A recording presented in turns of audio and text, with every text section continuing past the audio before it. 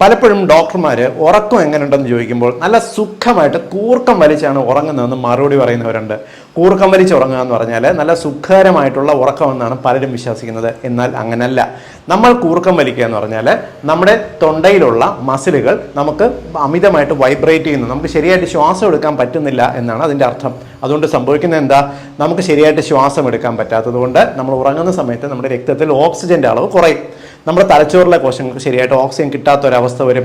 നമ്മുടെ ശരീരത്തിന് ഈ ഒരു പ്രശ്നം വരുന്നത് കൊണ്ട് നമ്മുടെ ഹൃദയം, നമ്മുടെ പാൻക്രിയാസ്, നമ്മുടെ വൃക്കകളെല്ലാം അമിതമായിട്ട് വർക്ക് ചെയ്യും. സ്ട്രെസ് ഹോർമോൺ അമിതമായിട്ട് ശരീരത്തിൽ ഉണ്ടാകുന്നതുകൊണ്ട് നമ്മുടെ ശരീരത്തിൽ അമിതമായിട്ട് ഇൻസുലിൻ പ്രൊഡക്ഷൻ ഉണ്ടാകുന്നതിന് കാരണമാകും. ഇതുകൊണ്ട് സംഭവിക്കുന്നത് എന്താ, നിങ്ങൾക്ക് രക്തസമ്മർദ്ദം വരാൻ കാരണമാകും, അമിതവണ്ണം ഉണ്ടാകും, ഹൃദയത്തിന്റെ പ്രവർത്തനം താളം തെറ്റും, കൊളസ്ട്രോൾ പ്രശ്നം ഉണ്ടാകാൻ കാരണമാകും. അതുകൊണ്ട് മനസ്സിലാക്കുക, കൂർക്കം വലി എന്ന് പറയുന്നത് സുഖത്തിന്റെ ഒരു ലക്ഷണമല്ല, അത് ഒരു രോഗമാണ്. അതൊരു ഡോക്ടറെ കണ്ട് ട്രീറ്റ്മെന്റ് തേടണം.